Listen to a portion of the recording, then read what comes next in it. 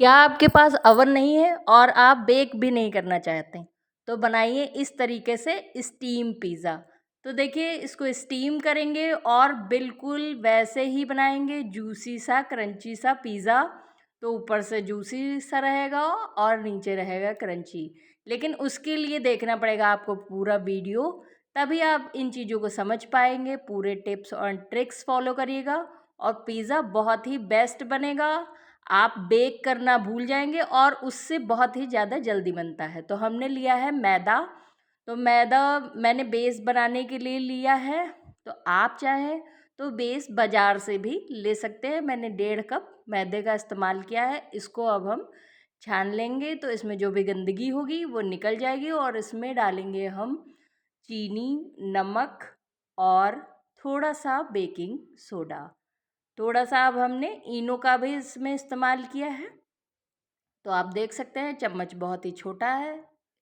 और इसके बाद अब हम इसमें आधा कप से थोड़ा ज़्यादा या 3/4 कप पानी का इस्तेमाल करेंगे और इसको मसल कर एक टाइट डो तैयार करेंगे।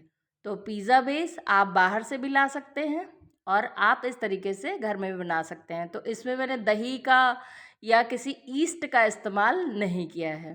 तो आपको कम इंग्रेडिएंट में और बेसिक से एक मिडिल क्लास रसोई में जो चीज़ें अवेलेबल होती हैं उससे पिज़्ज़ा बनाएंगे।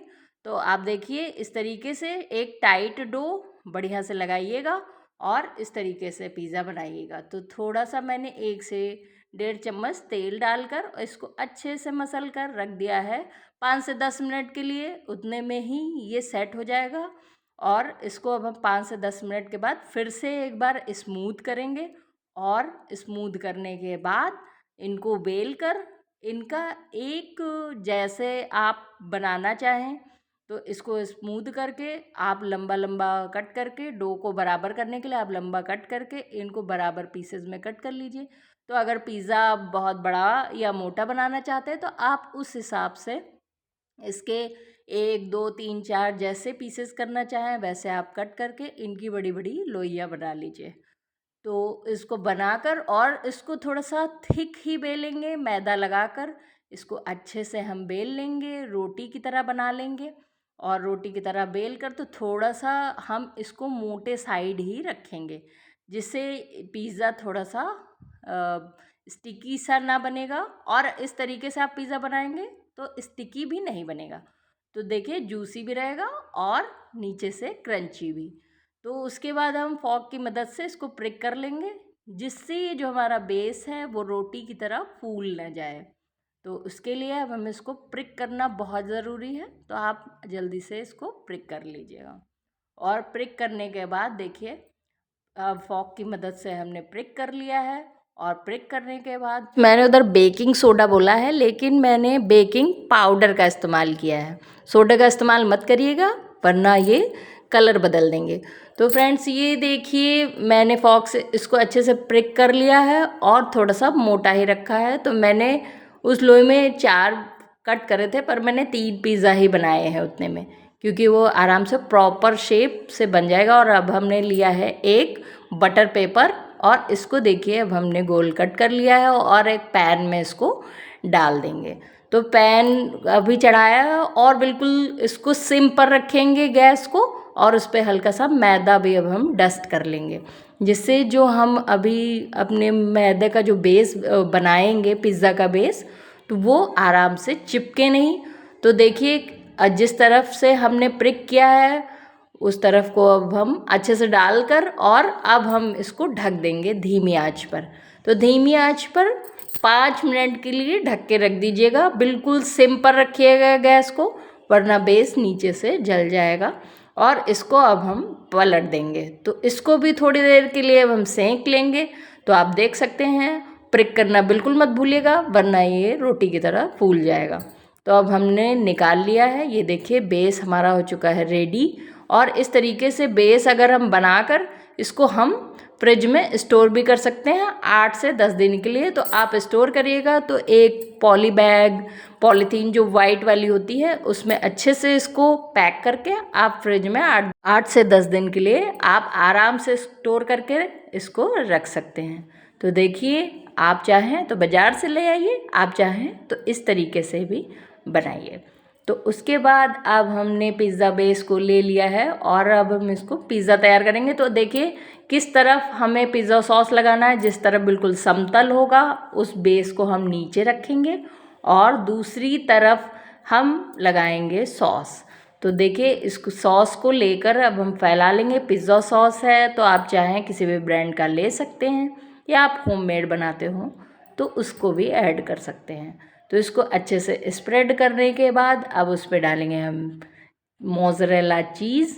तो अच्छे से ग्रेटर से ग्रेट कर लीजिए और जब आप चीज़ डालिए तो इस बात का ध्यान रखिए कि चीज़ को बहुत साइड में मत फैलाइएगा, वरना जब आप स्टीम करेंगे तो जो चीज़ है वो पानी में चला जाता है और आप जिसमें भी स्टीम करेंगे तो नीचे पानी में आपका चीज़ वेस्ट भी होता है और गंदा भी हो जाता है आपका बर्तन। तो इसमें ध्यान रखिएगा, बहुत किनारों पर चीज़ आप मत डालिएगा, बीच में चीज़ डालिए, हल्का हल्का साइड्स में डालिएगा, क्योंकि अगर आप नहीं भी डालेंगे तो वो मेल्ट होएगा और वो साइड पर जाकर फैल जाएगा। तो आप इस चीज़ का ध्यान रखिएगा।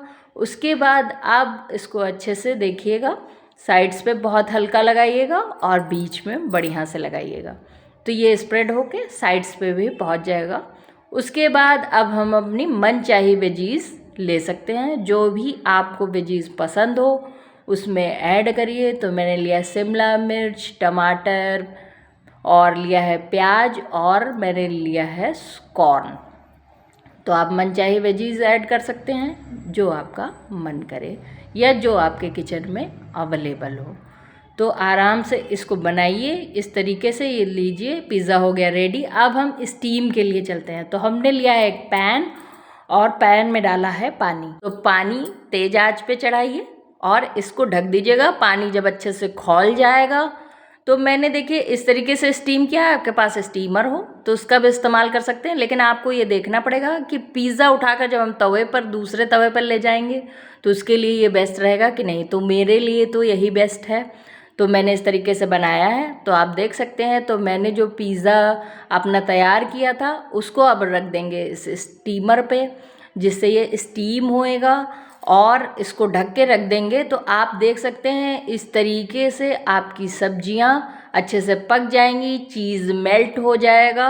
और ऐसे अगर आप डायरेक्ट तवे पर पका लेते हैं ढककर तो वो नीचे का जो बेस है वो इतना क्रंची हो जाता है कि दांत ही दर्द होने लगते हैं।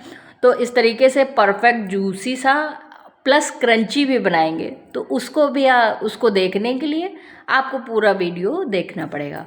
तो इस तरीके से देखिए अब हमने ढक दिया है।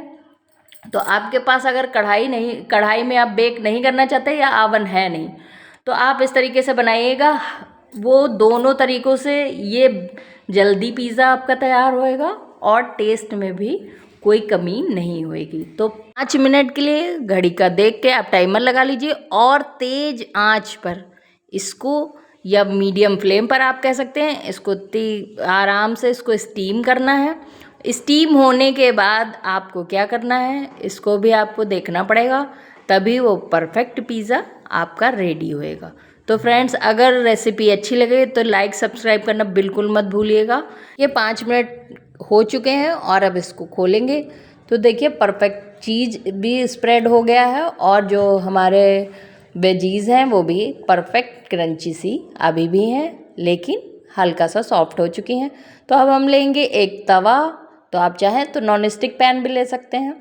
मेरे पास लोहे का तवा था, मैंने उसको पे बटर लगा के अच्छे से फैला दिया है। इस टाइम भी आपको आँच को सिम पर रखना है, गैस को आप सिम पर रखिएगा और इस तवे को इस तरीके से गर्म कर लीजिएगा। और ये देखिए आप पिज़्ज़ा जब उठाइएगा और क्योंकि तवे पर लाना है तो इसका आप ध्यान रखिएगा, क्योंकि इस टाइम पे पिज़्ज़ा थोड़ा सा होता है सॉफ्ट, तो उठा के दूसरे साइड पे रखने में होती है थोड़ी सी दिक्कत। तो इस टाइम पे आप ध्यान रखिएगा, 2 चीज़ों का इस्तेमाल करके आप इसको अच्छे से इस टाइम पे थोड़ा सा आपको ध्यान देने की ज़रूरत रहेगी। तो उसके बाद देखिए एक तो हमने चढ़ा दिया है और दूसरा जो हमने बनाया था इसको भी अब हम स्टीमर पे रख के स्टीम कर लेंगे। इसी तरीके से और पिज़्ज़ा भी हम बना लेंगे। तो आप देखते हैं जिस पिज़्ज़े को हमने तवे पर डाला है इस तरीके से, तो बिल्कुल सिंपल, आप 2 सेकंड के लिए ही इसको आप नीचे से थोड़ा सा क्रंची करिएगा, या आपको ज़्यादा क्रंची पसंद हो तो आप देर तक इसको कर सकते हैं, निकाल सकते हैं। तो इसको निकाल लिया अब एक प्लेट में, तो इसको तवे से उठा कर रखने में आपको कोई दिक्कत नहीं होगी कि थोड़ा सा क्रंची हो गया है। मैंने डाला है थोड़ा सा ऑर्गेनो, तो ये भी ऑप्शनल है, आप डालना चाहे डालिए, नहीं डालना चाहे आप ना डालिए। चिली फ्लेक्स ऐड किया है और इसको पिज़्ज़ा कटर की मदद से अब कर लेंगे हम कट। और देखिए पिज़्ज़ा कटर की मदद से आप चाहे 4 पीस करिए, चाहे 6 पीस करिए, जैसा आपका मन हो, और खाइए पिए मज़े करिए। और रेसिपी अच्छी लगे तो लाइक सब्सक्राइब करना बिल्कुल मत भूलिएगा, इसके कोई पैसे नहीं लगते हैं। Bye bye.